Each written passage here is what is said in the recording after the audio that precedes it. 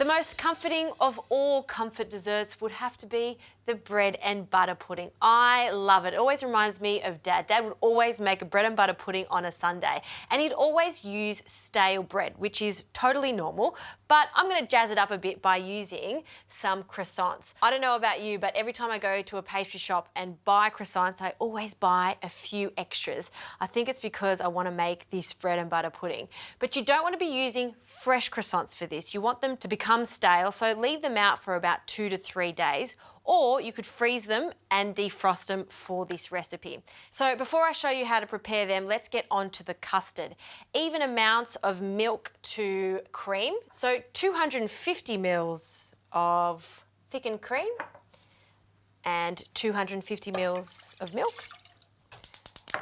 We're going to bring this to the boil and we'll add some flavours. So some vanilla extract, about a teaspoon, and some lemon zest. I love lemon zest with the croissants that are going to be completely studded with beautiful fresh berries. Now, you can change up the flavouring in the custard depending on what you like. That's plenty. And good old cinnamon. So we'll just allow all those flavours to mingle and bubble away. You'll need 4 egg yolks for this recipe. This is a little trick that I like to do to make sure I get my yolks out quite seamlessly. I crack all of my eggs into a bowl first. 3 and 4. And then using your clean hands, almost as a sieve, we just want to gently jiggle it in our hands and you'll see all those egg whites drain away. All these egg whites, as per usual, don't throw them out. They freeze really well. So maybe next week you could make a pavlova with it. Nothing goes to waste. And the last little egg. And the last one. Some sugar, caster sugar. And we'll give this a really good whisk until it's thick and pale. Right, that sugar has dissolved into the eggs. So we can now add our milk and cream. So the milk and cream has come to the boil, turn that off, and we'll pour that in. I like to heat up my milk before I add it to the eggs because we're going to get much more flavour out of the spices and the lemon that we added.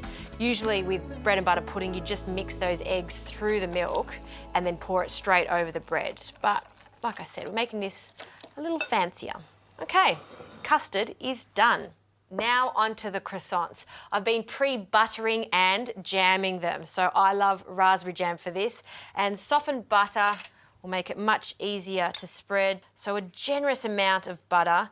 It is bread and butter pudding after all. Croissants do have lots of butter in them too, so it's just the perfect stale bread to use for this.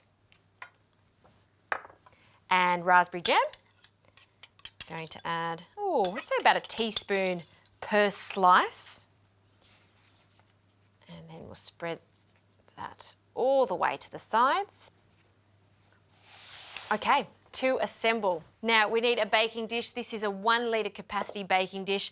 I have buttered it generously. We'll grab our croissants and we're just going to place them jam and butter side up and just squish them into each other, allowing a little border. This is going to be for presentation, and also I like it to be slightly crispy on the top. So we'll grab the rest of our buttered and jammed croissants and we want to add half of them. Look at that, how great does that look? Squish them in. And for our berries, so fresh berries for this, where we get the true flavour of it. The sweetness from these gorgeous raspberries, we'll sprinkle half of them over in and around the dish too. I was lucky enough to get some blackberries. I love when blackberries cook because they start to break down and become super saucy, and I love how they bleed that deep purple colour. And look how big and plump that blackberry is. I'm going to break that in half. And some strawberries. Just grab a knife, I'm going to take the tops off and we'll just cut them into quarters. Excellent. Now I'm going to squish on another layer of the croissant slices, and then finally some more berries.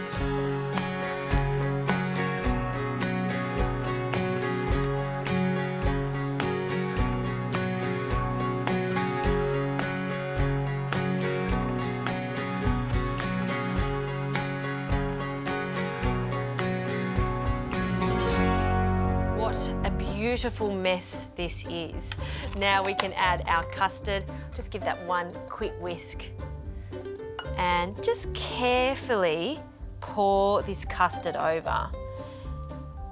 Now I'm going to add about half of this custard now and just wait a minute and then pour the rest over and allow it to sit. You really want this custard to soak into those croissants. So just leave it for about 10 to 15 minutes, then pop it in the oven.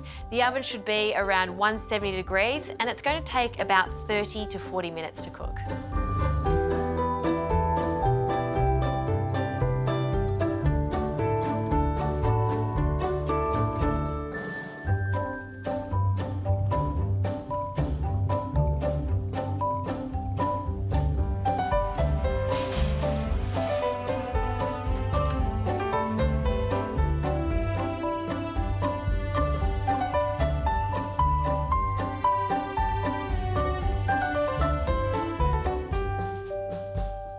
This looks so beautiful. It actually looks like a flower with all those gorgeous croissants that have been presented upwards and slightly crispy on the outside.